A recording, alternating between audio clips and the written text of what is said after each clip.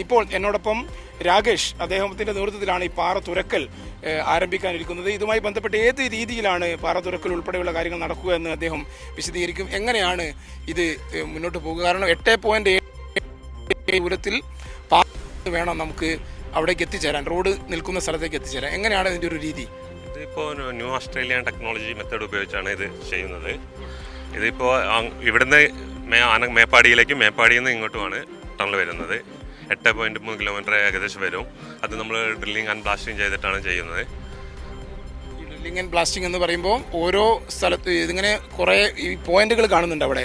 ആ പോയിന്റുകളിൽ ഓരോ സ്ഥലത്തും ഒരേ ടൈമിൽ പാറ പൊട്ടിച്ച് അങ്ങനെ കട്ട് ചെയ്ത് തുറന്ന് പോവുകയാണ്.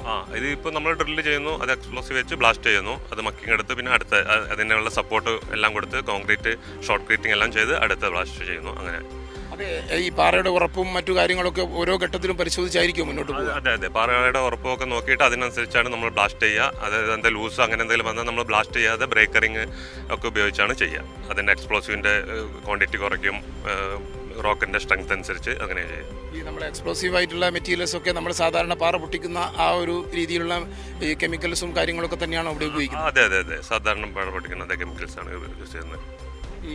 അവിടെ നിന്നും ഇപ്പം നിലവിൽ നമ്മൾ ഒരു ടണലാണ് തുറന്ന് തുടങ്ങുന്നത്, അല്ലെങ്കിൽ പൊട്ടിച്ച് തുറന്ന് ആ മുന്നോട്ട് പോകുന്നത്. ഇത് അവിടെ നിന്നും പിന്നീട് അവിടെ നിന്ന് ഇങ്ങോട്ടും വരികയാണോ ചെയ്യുക പിന്നീട്? അതെ, മേപ്പാടിയിൽ ഇപ്പോൾ ഒരു മാസത്തിനുള്ളിൽ അവിടെ നിന്ന് സ്റ്റാർട്ടാവും. ഇവിടുത്തെ രണ്ടാമത്തെ ട്യൂബ് ടണലും ഒരു 15 ദിവസത്തിനാണ് തുടങ്ങുന്നതായിരിക്കും. അതായത് 2 ടണലും ഒരേ നിലയിൽ തന്നെ, അതായത് ഇന്നിപ്പോൾ നമ്മൾ ഒരു ടണലാണ് സ്റ്റാർട്ട് ചെയ്യുന്നത്, 15 ദിവസത്തിനകം രണ്ടാമത്തെ ടണൽ ഇവിടെ നിന്നും സ്റ്റാർട്ട് ചെയ്യും. അതെ, ഇന്നിപ്പോൾ ഒന്ന് കട്ടൻ കവർ ഇതിൻ്റെ റെഡി ആയിട്ടില്ല. അപ്പോൾ ഒന്നാണ് സ്റ്റാർട്ട് ആയിട്ടുള്ളത്, അത് ഇന്ന് മുതൽ തുടങ്ങും.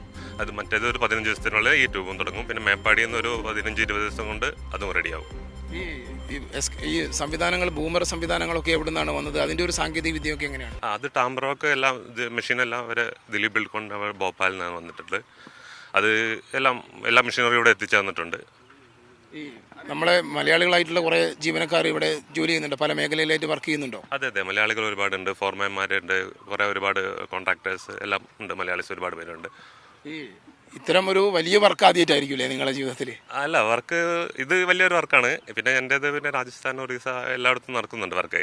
റെയിൽവേയുടെ DRDO വർക്ക് എല്ലാം നടക്കുന്നുണ്ട്.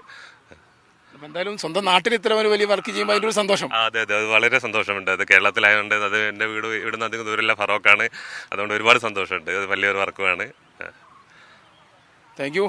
എന്തായാലും ഈ രീതിയിലാണ് പാറ പൊട്ടിക്കുക, ഒരു കൃത്യമായ അളവിൽ പൊട്ടിച്ചു പോവുക. അതായത് നിയന്ത്രിതമായ സ്ഫോടനങ്ങൾ നടത്തി പാറ പൊട്ടിച്ച് അത് ആ ഒരു പൊട്ടിച്ച ഭാഗം കൃത്യമായി ക്ലിയർ ചെയ്ത് പിന്നീട് അടുത്ത ഭാഗത്തേക്ക് നീങ്ങുക. ആ രീതിയിൽ മുന്നോട്ട് പോകുന്ന ഒരു രീതിയാണുള്ളത്. 8.1 കിലോമീറ്റർ ദൂരം 15 ദിവസത്തിനകം പോയിന്റിൽ. ഇപ്പോൾ നമ്മൾ കാണുന്നത് ആദ്യ പോയിന്റാണ്. അതിൽ നിന്ന് കുറച്ച് മാറി രണ്ടാമത്തെ പോയിന്റും നിലവിൽ മാർക്ക് ചെയ്ത് വെച്ചിട്ടുണ്ട്. അവിടെ ഇന്ന് ബ്ലാസ്റ്റിംഗ്, അതായത് പാറ പൊട്ടിക്കൽ ആരംഭിക്കുന്നില്ല. ഇത് 2 പോയിന്റാണ്. ഒന്ന്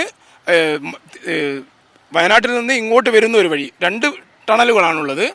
1 വേ സംവിധാനമാണ് ഉണ്ടാവുക. ഒന്ന് വയനാട്ടിൽ നിന്ന് വരുന്ന വഴി, ഒന്ന് വയനാട്ടിലേക്ക് പോകുന്ന വഴി. ആ രീതിയിൽ 2 ടണലാണുള്ളത്. ആ 2 ടണലിനോട് ചേർന്ന് ഇവിടെ വലിയ രീതിയിലുള്ള റോഡ് സൗകര്യങ്ങളും ഉൾപ്പെടെ ഇനി വരേണ്ടതുണ്ട്. ഇതിന് തൊട്ട് അപ്പുറത്ത് മാറി പുഴയുണ്ട്. പുഴയ്ക്ക് കുറുകെ വലിയ പാലം വരേണ്ടതുണ്ട്. മറിപ്പുഴയ്ക്ക് കുറുകെയായി വലിയ പാലം വരേണ്ടതുണ്ട്.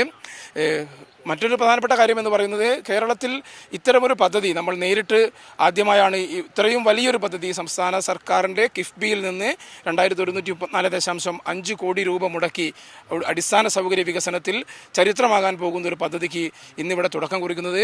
മുഖ്യമന്ത്രി പിണറായി വിജയൻ 11 മണിയോടുകൂടി ഈ പാറ തുരക്കലിൻ്റെ അല്ലെങ്കിൽ ബ്ലാസ്റ്റിങ്ങിൻ്റെ ആദ്യ സ്വിച്ച് ഓൺ നിർവഹിക്കും. മന്ത്രി PA മുഹമ്മദ് റിയാസ്, ലിൻഡോ ജോസഫ് MLA അടക്കമുള്ള ജനപ്രതിനിധികളും മന്ത്രിമാരും ഉൾപ്പെടെയുള്ളവർ ഇവിടേക്ക് എത്തിച്ചേരും. വയനാട്ടിലേക്ക് ചുരം കയറാതെ ഒരു ബദൽ പാത എന്നത് മലയാളിയുടെ വലിയ ഒരു സ്വപ്നമാണ്, വർഷങ്ങളായുള്ള സ്വപ്നമാണ്. ആ സ്വപ്നത്തിലേക്കുള്ള ഒരു സുപ്രധാനമായ ചൂടുവെപ്പിനാണ് ഇന്ന് ഞാനിപ്പോൾ നിൽക്കുന്ന മറിപ്പുഴയിലെ സ്വർഗം കുന്ന് സാക്ഷ്യം വഹിക്കുന്നത്. സ്വാഭാവികമായും ഈ ടിൻ ടണൽ ട്യൂബ് വരുന്നതോടുകൂടി ഈ മറിപ്പുഴയിലെ സ്വർഗം കുന്ന് അക്ഷരാർത്ഥത്തിൽ സ്വർഗമാകും എന്ന് തന്നെ നമുക്ക് ഉറപ്പിച്ച് പറയാം.